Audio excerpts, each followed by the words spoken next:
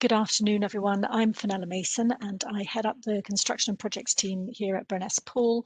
I'm joined for today's presentation by my colleagues Caroline McKeever and Andrew Little. Caroline's a director in the team, and Andrew is a senior associate. So a warm welcome to the second of our webinars in our Construction Winter webinar series. The focus of today's session is on developments in adjudication. We've got a final session next week on the top 5 cases of 2020. If you'd like to sign up for next week's session, then please see the chat function for details. So let's get started. We've chosen adjudication as our topic for today, in that we're finding adjudication is busier than ever, and we're not alone in this. Last week, I was listening to Mrs. Justice O'Farrell, the Chief Judge in the TCC, and she reported that the TCC had seen a 50% increase in adjudication enforcement actions over the last 12 months, and that's despite the pandemic. Now, interestingly, I'm not sure whether you'll have been aware of this or not, there was an early challenge to the right to adjudication right at the start of lockdown in a case called Millcrest Developments against Waters. And in that case, a claimant sought an injunction to stop its opponent from proceeding to adjudication, claiming it would be a breach of natural justice to allow a party to be dragged through adjudication during the currency of the pandemic. Not surprisingly, to my mind, that challenge was unsuccessful and the injunction was refused. And since then, the tide of adjudications has continued unabated, and there have been many adjudication enforcements as well, all done virtually. So I just want to take a moment before we get into the cases that Andrew and Caroline are going to talk about to reflect on adjudication in the virtual world. Adjudication is ideally placed for the virtual world that we all now inhabit. Even before lockdown began, we'd been finding that more and more of our adjudications were proceeding on a documents-only basis. Physical hearings were becoming few and far between, so we found it's relatively easy for adjudication to adapt to the new world order. Most of our adjudications under lockdown conditions have been documents only, but where hearings have been required, they've proceeded, in our experience, by conference call. Others may have used video. Oral testimony is obviously more challenging in the virtual world when you can't actually get up close to the witness and really see what's happening. And I think everybody's agreeing that cross-examination by conference call or by video is less than ideal. But it does provide some opportunity for the testing of the credibility of your witnesses and allows adjudicators to come to a reasonably informed view. In our experience, adjudication hearings have been fairly rudimentary in the virtual world. You compare that to what we're seeing as developments in court and arbitration hearings. So with court and arbitration, we're seeing full-blown virtual hearings in a pretty sophisticated way. We've all been used to using e-bundles in court, adjudication, arbitration for some time.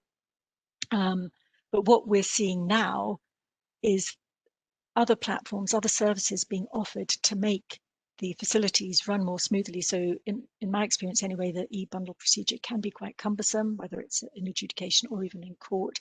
But now what we're seeing in full hearings is the availability of third-party providers to offer us services to manage the e-bundles for us electronically, to host the platforms, to make sure that everything runs smoothly, that there are breakout facilities, and just to ensure the smooth running of our hearings.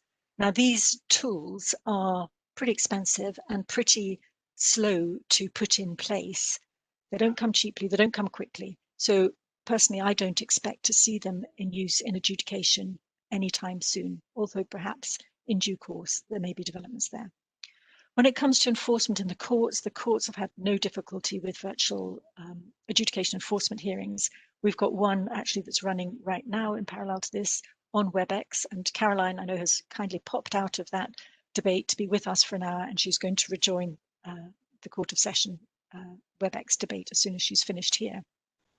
So going back to Mrs. O'Farrell from the TCC, her view was that even post-pandemic, the TCC would probably elect to continue using virtual hearings for adjudication enforcement cases.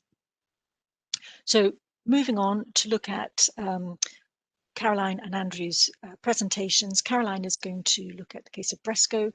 It's a recent Supreme Court decision on whether adjudicators have the right to adjudicate and the circumstance, so whether liquidators have the right to adjudicate and the circumstances in which such adjudication decisions might be enforced. And Caroline's going to tell us what it means for the use of adjudication in insolvency situations going forwards. Andrew has picked up 3 cases from this year, covering 3 key themes that have emerged in adjudication decisions on service, scope, and severability. And we've probably all lost count of the number of times that an error in service has derailed an adjudication at the outset. And Andrew's going to take us through a nice decision to remind us of the importance of service.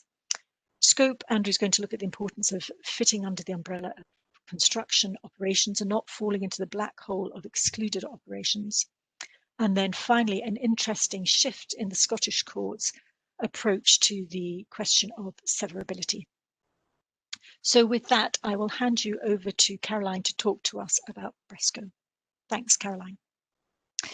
Thanks, Fenella.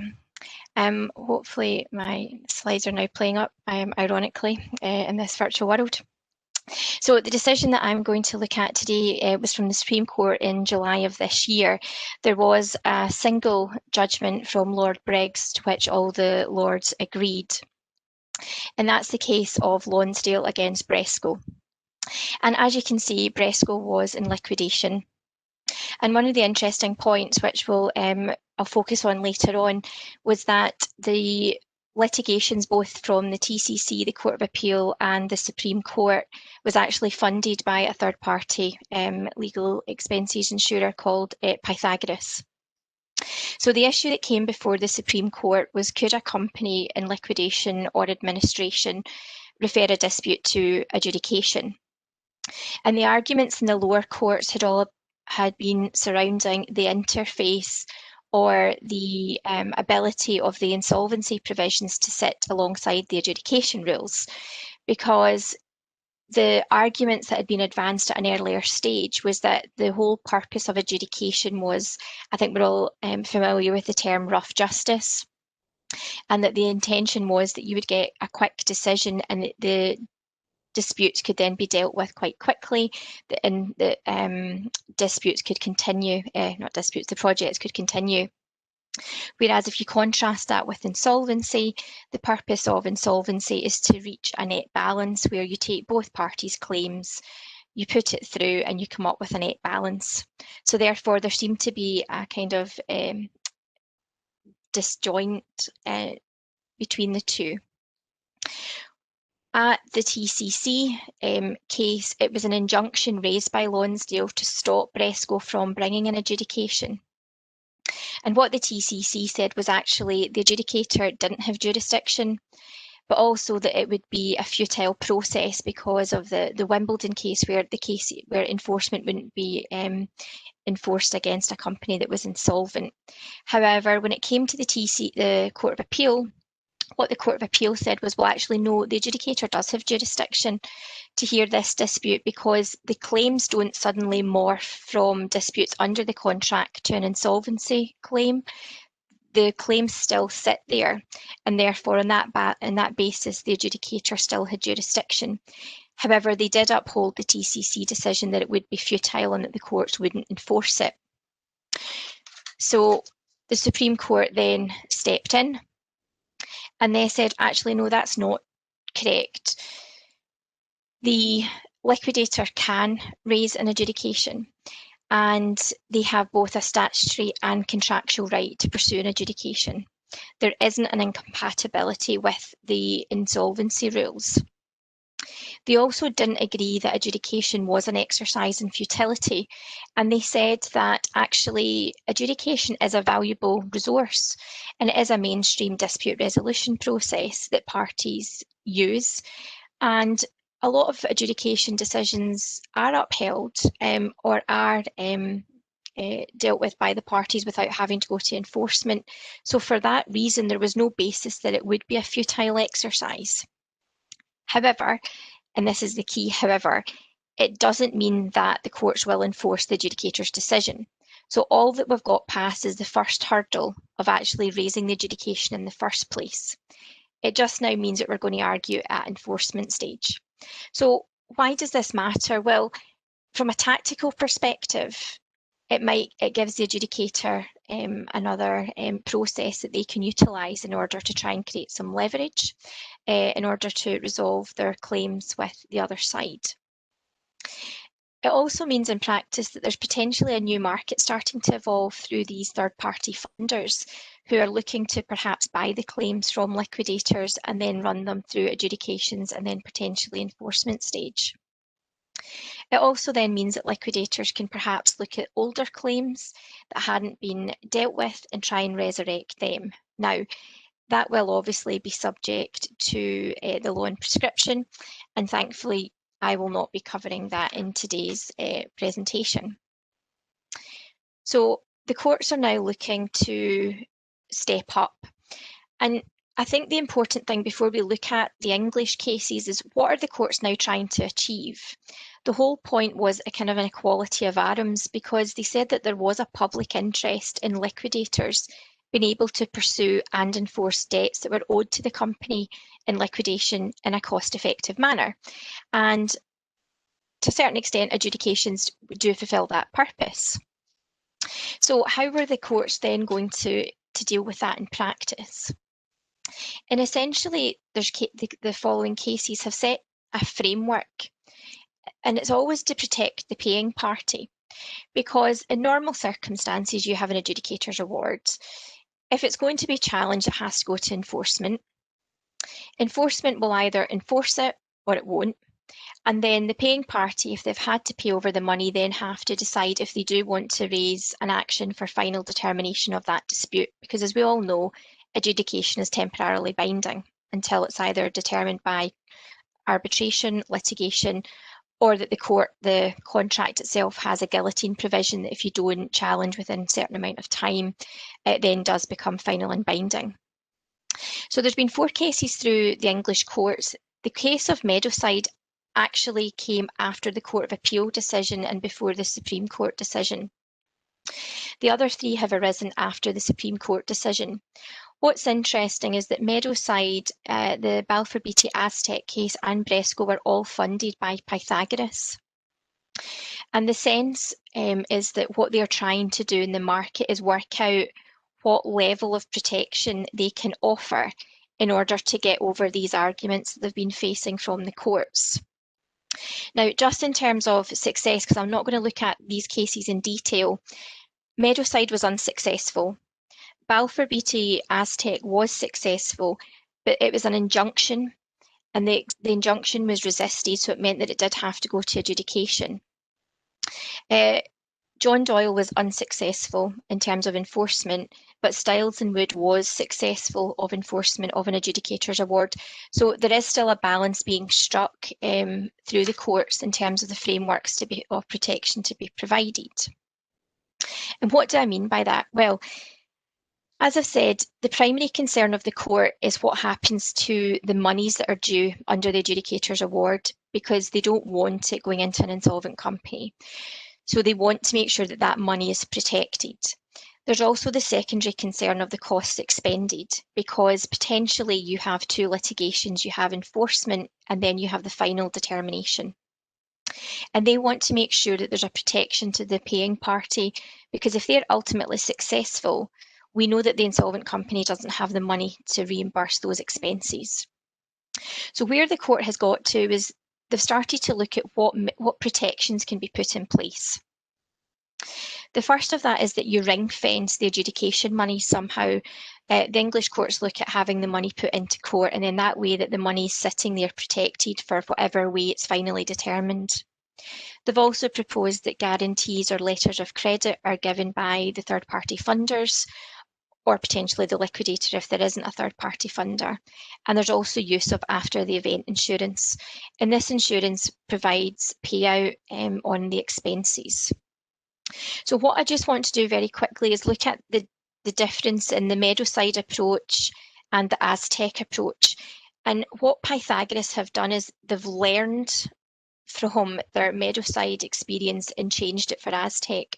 So in Medicide, they had an inadequacy of the wording of the capital guarantee. There was inadequacy of Pythagoras to stand as a guarantor. There was in fact no ATE insurance provided, and there was no offer of security made prior to commencing the adjudication.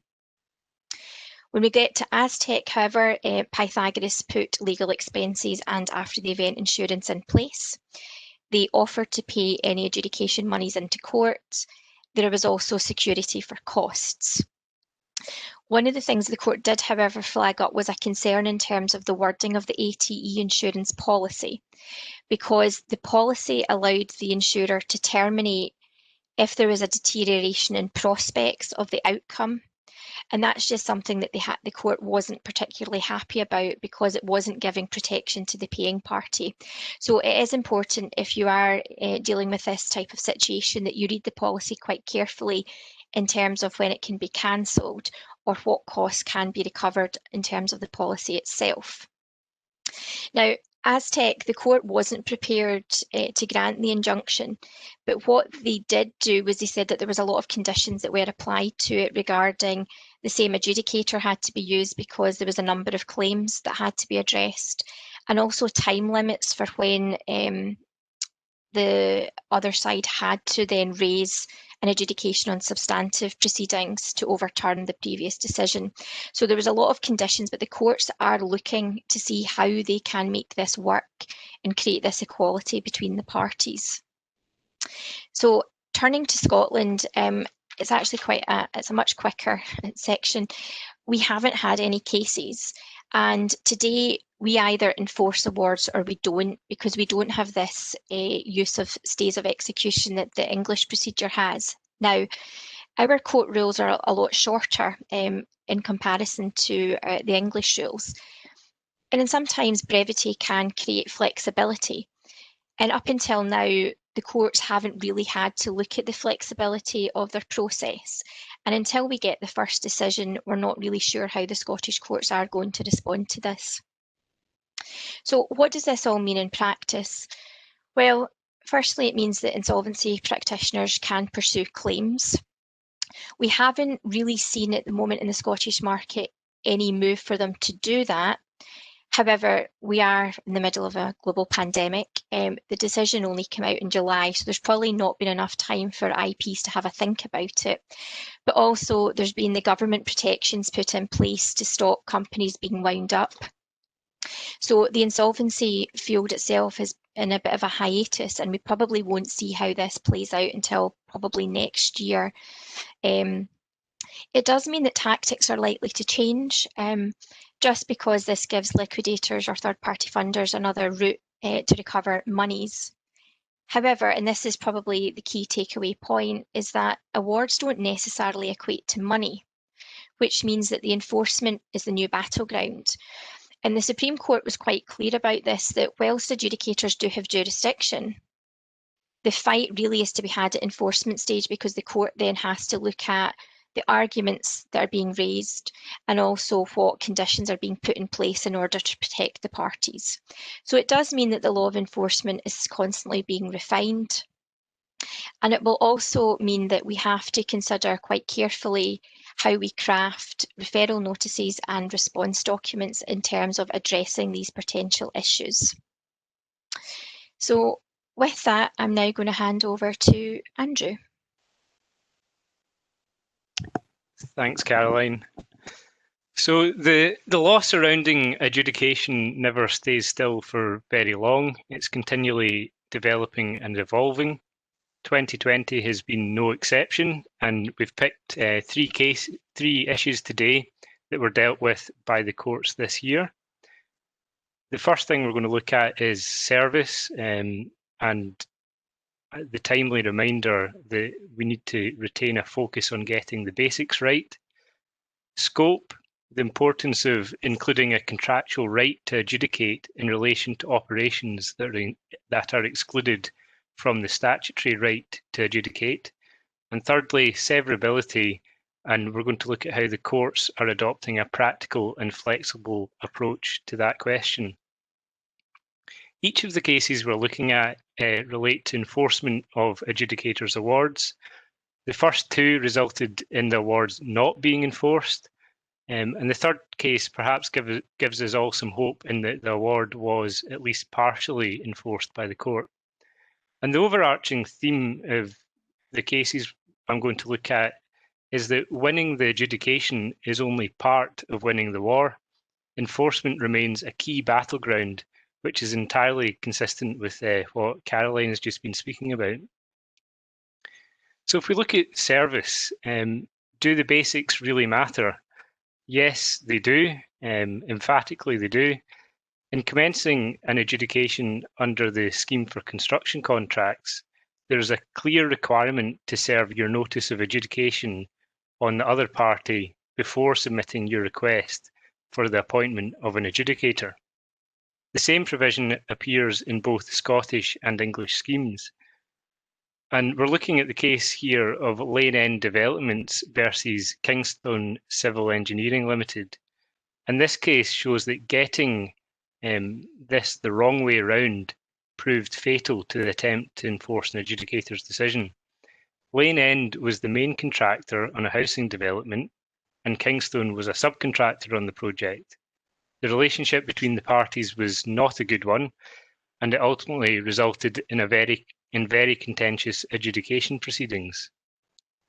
For reasons best known to the subcontractor, it requested the appointment of an adjudicator prior to serving the notice of adjudication. The adjudication proceeded, not without incident, which included the covert recording of a meeting between the parties and also the adjudicator unsuccessfully attempting to resign because of COVID-19. The subcontractor was ultimately awarded around £350,000 by the adjudicator. So at this stage, the subcontractor must have been feeling pretty satisfied with its efforts and looking forward to receiving the cash. That is until the main contractor took the matter to court to argue that the subcontractor had served the notices the wrong way around, and therefore the adjudicator had not been validly appointed, and so his decision was entirely unenforceable. Sadly for the subcontractor, but happily for the main contractor, the court agreed that the adjudicator had not been validly appointed and therefore did not have jurisdiction to consider the dispute. The subcontractor made a further argument that the main contractor, despite its reservation and challenge to jurisdiction, by its conduct during the adjudication had waived its objection to what the subcontractor called a procedural defect. And the court disagreed with this and held that this error wasn't simply a procedural defect. It was fundamental and went to the root of the adjudicator's jurisdiction. And so the error wasn't capable of being waived by either party. And I think the lesson from this case is that it can be very easy when you're preparing an adjudication to focus so much on the merits of your claim and all the work that's involved in pulling together all necessary witness statements, documents, thinking about your arguments, that there's a temptation perhaps to forget to check or follow the basic rules for service.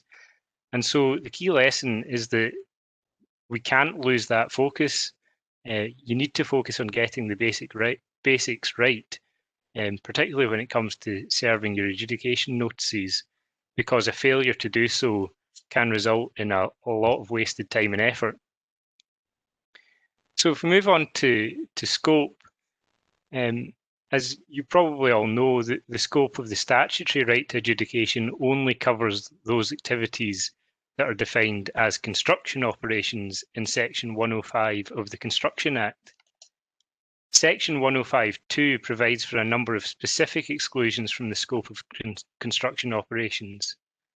And these exclusions were primarily the result of lobbying by particular industries at the time the Act was being brought in, and it includes things like oil and gas, extraction of minerals, certain operations at energy, pharmaceutical and food and drink sites, and supply-only contracts.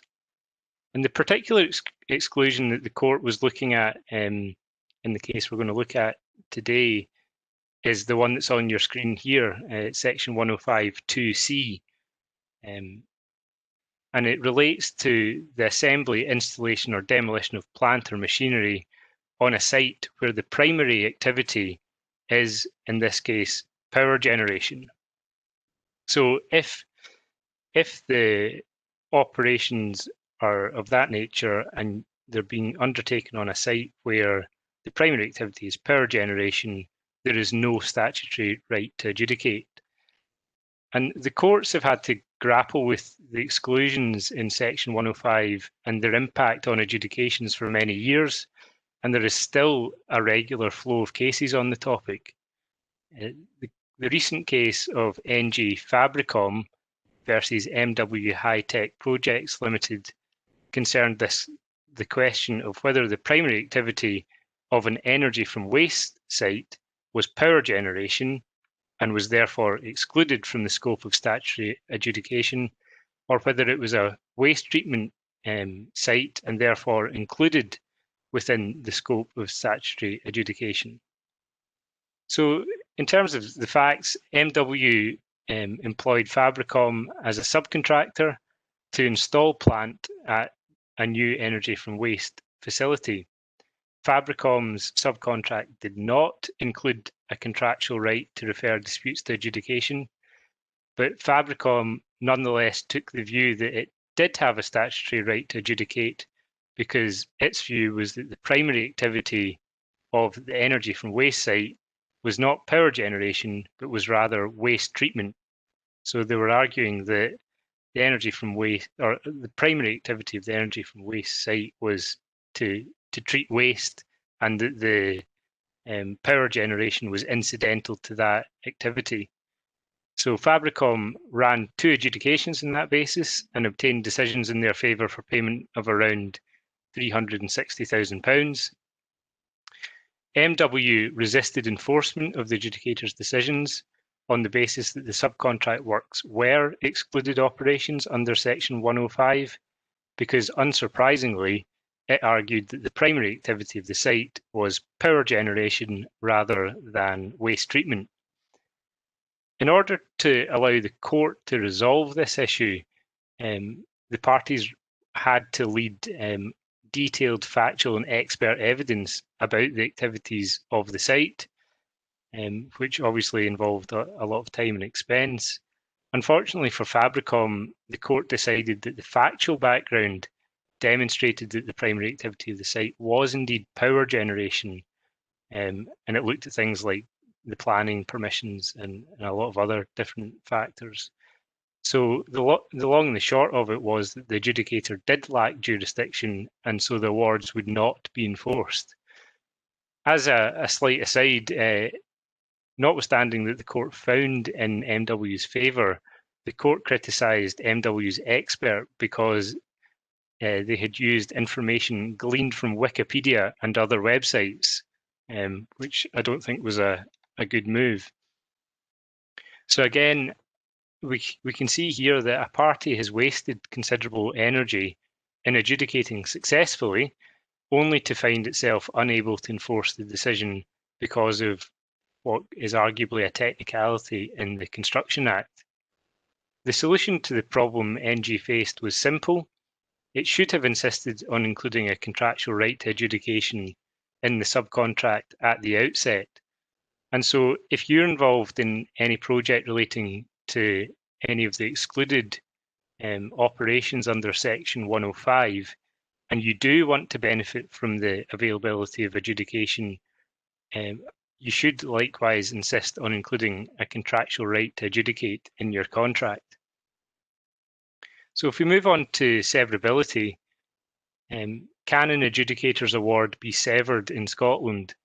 And again, the simple answer is yes, it can, provided that it contains what is being termed an untainted core nucleus.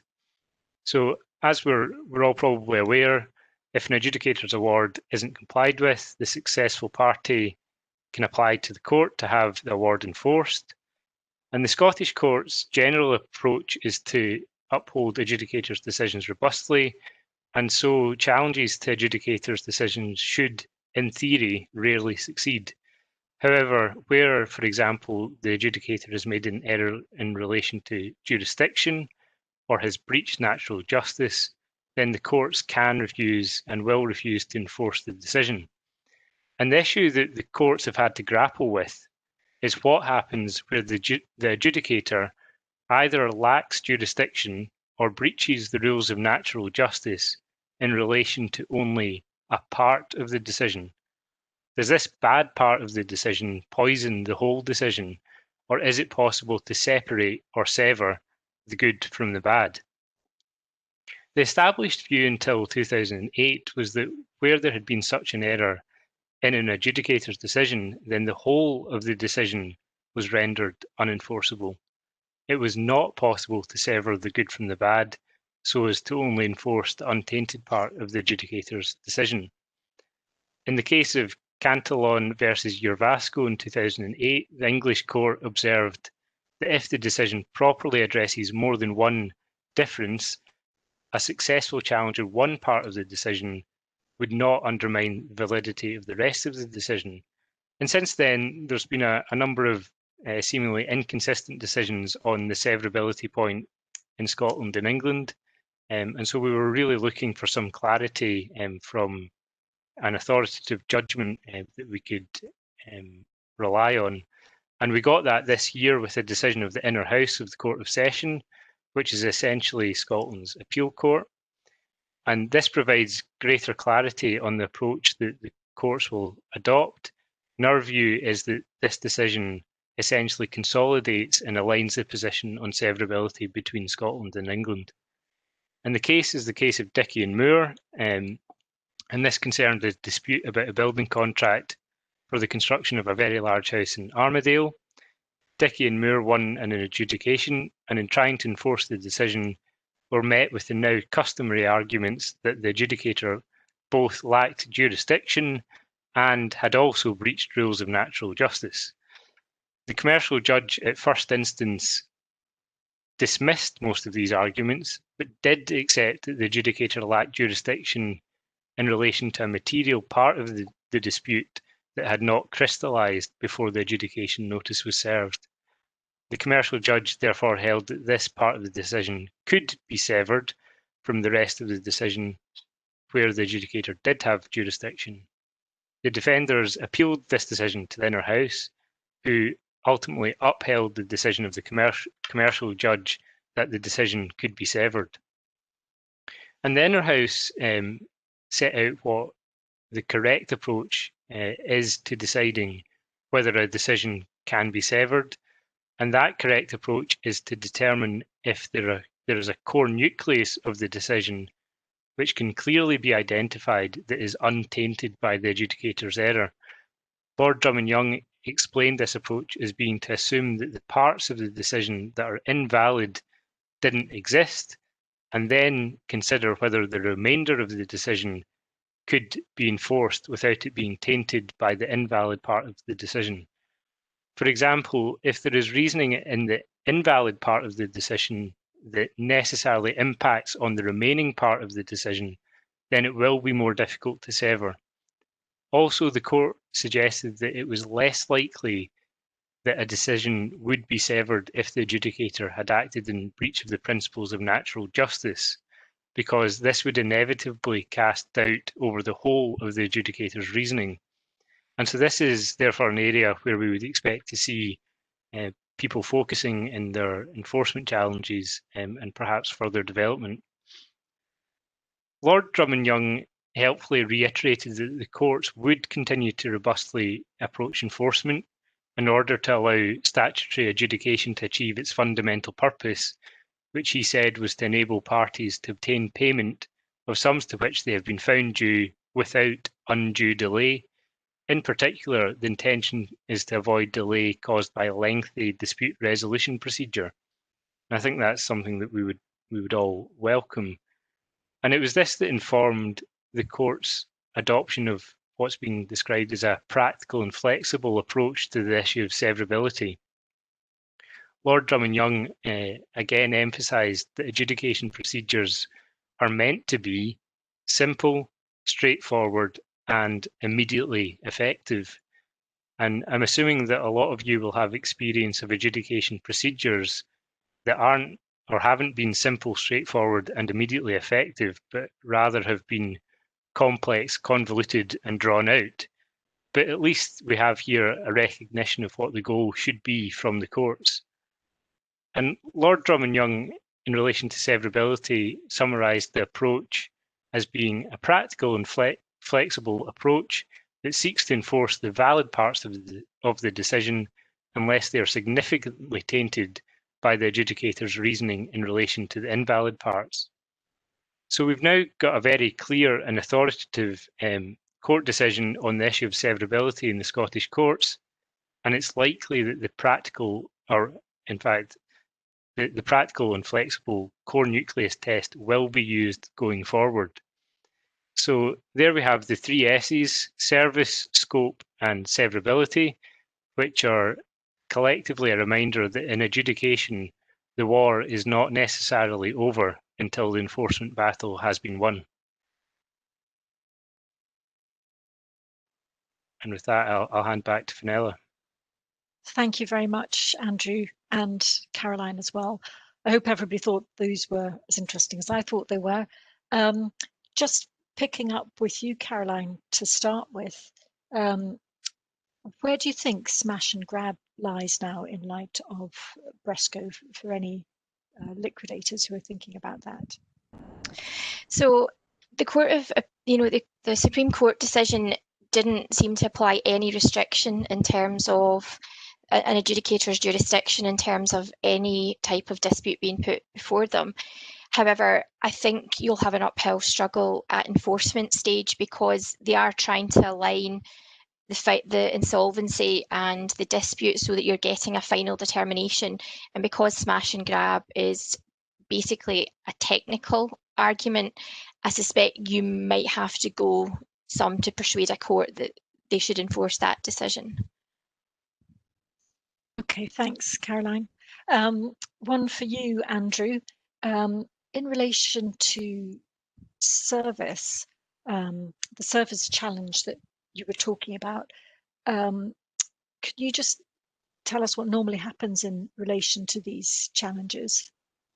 Yes, well, in that case, the responding party did challenge jurisdiction early. They made an early general reservation and challenged the jurisdiction, and then they followed that up with a more specific challenge to jurisdiction, which the court ultimately said was a valid challenge to the jurisdiction. And I suppose that's the key message for responding parties, is that if you do have jurisdictional challenges to make, they should be made early and they should be made specifically. And I suppose at that stage, the subcontractor had a choice. The jurisdictional challenge being made, they could have decided to cure the service defect by simply reserving. And had they done that, they might have lost a bit of time at the front end, but they would have been in a much better position when it came to enforcement. And I suppose that's the decision to make when you receive a jurisdictional challenge: is, does this have any merit? And if it does, a lot of the time the time wasted by reserving is worth it for getting a bit more certainty when you get towards enforcement. Yeah, I think that reflects our experience, doesn't it? That normally, if normally when the challenge is made right at the outset, if it's a good challenge, then the referring party takes it on board, concedes, and starts again. Yeah. So it's quite unusual to see one where the referring parties just kept their head down and ploughed on. Charge on, yeah. Yeah. Does anybody else have any points to raise? I'm conscious that probably everybody's got their eye on their lunch, and we could probably go on chatting about adjudication indefinitely, but I'm not sure that's on everybody's agenda. So if there are no more points that anybody wants to raise, I just say thank you very much for joining us. Please do join us next week to look at the top 5 cases of 2020. You'll see that we've got the